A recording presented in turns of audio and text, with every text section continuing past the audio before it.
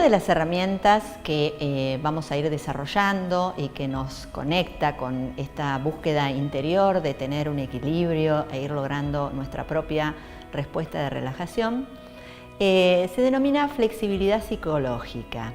¿Y qué queremos decir cuando hablamos de flexibilidad psicológica? Ya la misma palabra lo dice, ¿no? Todos sabemos que los aspectos psicológicos tienen que ver con la conducta, con el comportamiento y con lo que nuestros pensamientos nos dicen. Y acá nos metemos un poquito en cómo funciona nuestra mente. Ya hablamos anteriormente que la mente es un receptor de los estímulos que vienen tanto de afuera como de adentro y que a su vez funciona como un procesador, ¿no? Hace su propia interpretación y luego emite una respuesta que circula por nuestro organismo bajo la forma de química o respuesta eléctrica del sistema nervioso. Los pensamientos en general condicionan nuestras vidas también y nuestra mente tiene dos modalidades de funcionamiento. Vamos a hacer la comparación con los sistemas informáticos, que a veces es más fácil de entenderlo cuando uno pone un ejemplo de la vida cotidiana, ¿no? Es muy interesante ver que el hombre empieza a entender y la neurociencia se empieza a desarrollar después que tuvo un desarrollo importante de todo lo que es la tecnología informática. Y en realidad la informática la produjo un cerebro humano, ¿no? Y la informática lo que nos muestra indirectamente es cómo funciona nuestro sistema interno, nuestros procesadores. Entonces tendríamos en nuestra mente, imaginemos que tenemos dos procesadores, un procesador rápido y un procesador lento. El procesador rápido es aquel que uno le pide una respuesta, ¿no? En las máquinas de última tecnología uno aprieta dos botones y llega rápidamente a la información. Mientras que los procesadores lentos que se usaban antes en los sistemas operativos, quizá uno tenía que esperar más tiempo que la información bajara. Bueno, en nuestro cerebro más o menos existe un funcionamiento parecido. El humano tiene varios sectores del cerebro que están relacionados también históricamente con la evolución de las especies animales en la Tierra y tenemos lo que se llama así básicamente un cerebro primitivo, un cerebro central, que es toda la parte del tronco cerebral, la parte superior de la médula espinal. Ese cerebro primitivo reptiliano, así se lo llama también, es el que comanda las funciones básicas inamovibles: respirar, digerir, el sistema circulatorio, es decir, todo lo que es básico funcional se maneja a nivel del cerebro reptiliano y como es muy viejo, muy arcaico, no tiene muchas posibilidades de modificación de la conciencia, pero sí se modifica por todo esto que vimos antes de la respuesta al estrés, ¿no? Si hay alguna situación hostil o algo del medio que requiera una adaptación, ese cerebro reptiliano rápidamente toca botones internos y hace que el sistema funcione para la lucha, para la huida o para también lograr respuesta de relajación. Después tenemos el cerebro medio, que es la parte más central de nuestro cerebro, que es el cerebro más emocional, ¿no? Es el que por ahí un poco más evolucionado y es donde se guardan las memorias de toda la historia que uno ha tenido y es donde se producen las emociones. Recuerden cuando hablamos de la dopamina, la serotonina, todas esas sustancias que están relacionadas con los estados emocionales, se mueven mucho en esa parte del cerebro. Y ese cerebro es muy importante porque es el que aprende arquetípicamente en la especie, en toda la evolución de lo que ha sido la humanidad, aprendió y guarda el recuerdo de las emociones básicas: el miedo, el enojo, la tristeza, la alegría, la preocupación. Todo eso se guarda en esa parte del cerebro. Y después tenemos el cerebro más evolucionado, el neocórtex, el que tenemos solamente los mamíferos superiores. Y dentro del neocórtex, el humano tiene lo que se llama corteza prefrontal. Vieron que los monos no tienen frente, nosotros sí tenemos frente, porque tenemos esta parte del sistema central que se llama corteza prefrontal, que es la que nos da las funciones ejecutivas más precisas. Por ejemplo, todo lo que es corteza, cerebro más evolucionado, permite todos los movimientos finos, permite desarrollo de inteligencia, es el que nos da la posibilidad de futurizar, esto que decía al comienzo, de saber que tenemos finitud, que nos vamos a morir, esto que nos permite relacionarnos intelectualmente y además es el cerebro que permite la creatividad del hombre. El hombre hace modificaciones permanentes en el ecosistema y en el mundo donde se desarrolla. Lo tenemos al alcance de la vista, ¿no? Todo lo que es tecnología, todo lo que es edificación, todo lo que es modificación del medio ambiente, surge de esta parte de la corteza del cerebro nuevo.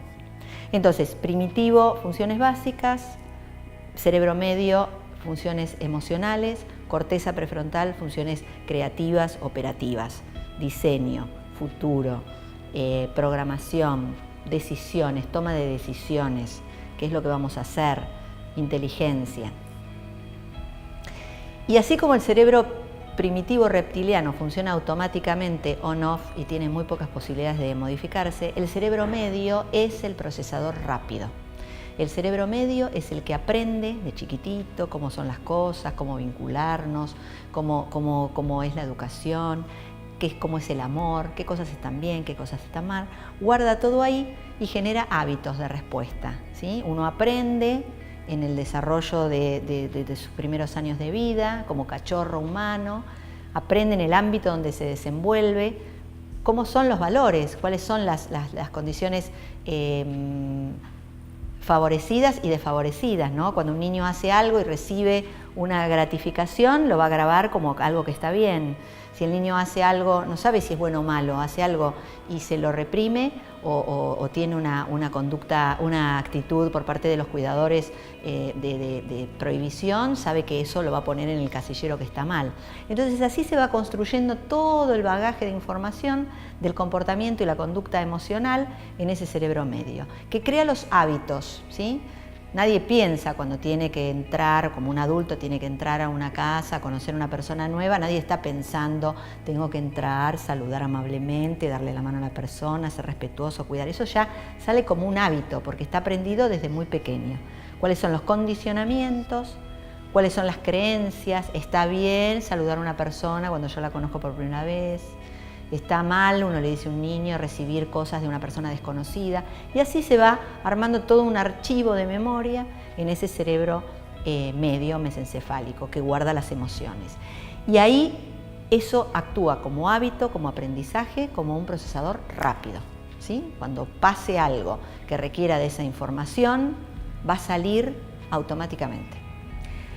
Y si vamos a la corteza superior, a la corteza prefrontal, a todo el cerebro nuevo, más moderno, ese es el que tiene juicio de autocrítica, ese es el que dice, bueno, a ver, esto está bien, pero en realidad si lo pensamos es un juicio de valor, porque, o sea, que el que cuestiona, el que permite poner un grado de cordura, de inteligencia, el que da la posibilidad de modificar. Entonces, esta corteza superior, más evolucionada, es la que tiene las posibilidades de generar conciencia, de poner autocrítica, de saber qué cosas están bien, están mal, de ser creativa y de tomar decisiones precisas y acordes a las circunstancias que estemos atravesando.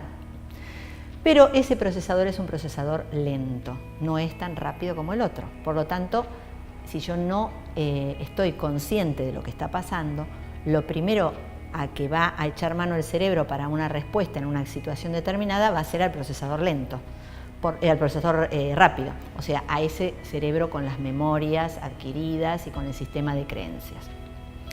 Entonces, cuando hablamos de flexibilidad psicológica, nos referimos precisamente a eso, a entender cómo es nuestro funcionamiento automático para poder, en determinadas circunstancias o cuando así lo necesitemos, actuar de manera acorde a las circunstancias en las que estamos.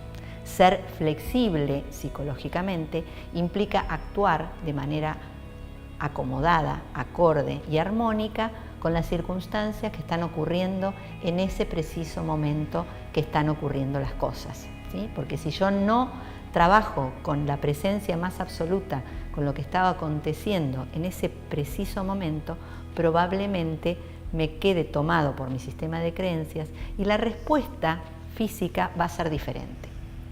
Por ejemplo, si yo no estuviera en este momento conectada con lo que está pasando en este instante, que yo estoy sentada en este sillón, en un estudio de grabación, haciendo un video para que otra persona como vos esté del otro lado, mirándolo y adquiriendo conocimientos nuevos, y no estoy muy enfocada en esto que está pasando ahora en este preciso instante, y me dejo llevar por pensamientos o cosas que pueden pasar por mi mente. Puede pasar, lo estaré diciendo bien, lo estaré diciendo mal, hay sonido que viene de afuera, estoy en el tiempo justo. Todos esos son pensamientos que van pasando y que pueden disparar el procesador rápido y que la respuesta sea disarmónica con lo que estamos charlando nosotros en este momento. Entonces es muy importante la práctica de reconocer cuando hablamos de presencia más absoluta a qué nos referimos, para que le demos tiempo a ese procesador lento, a que tome conciencia y actúe de manera acorde a lo que estamos necesitando. Entonces, en esta herramienta vamos a aprender, y lo primero que tenemos que distinguir es qué son las experiencias que hacemos con nuestros 5 sentidos y qué son las experiencias que ocurren en la mente, entendiendo como experiencias mentales todo esto que venimos hablando, de cómo actúan los pensamientos, el cerebro, etcétera, etcétera. Entonces, cuando hablamos de experiencias de los 5 sentidos, nos referimos a todo lo que hacemos con nuestros sentidos, todo lo que movemos, todo lo que olemos, todo lo que sentimos, todo lo que pensamos, todo lo que miramos, ¿sí? Lo que escuchamos, lo que saboreamos, lo que podemos tocar. Todo esto son experiencias de los 5 sentidos que están ocurriendo en este momento. Por ejemplo, yo podría tomar en este momento este vaso, tocarlo con mis manos, percibir una temperatura particular, su textura, su consistencia. Lo puedo mirar con mi vista y observar que tiene un líquido adentro, que se mueve. Puedo escucharlo y percibir una diferencia de oquedad del aire cuando acerco el vaso a mi oído.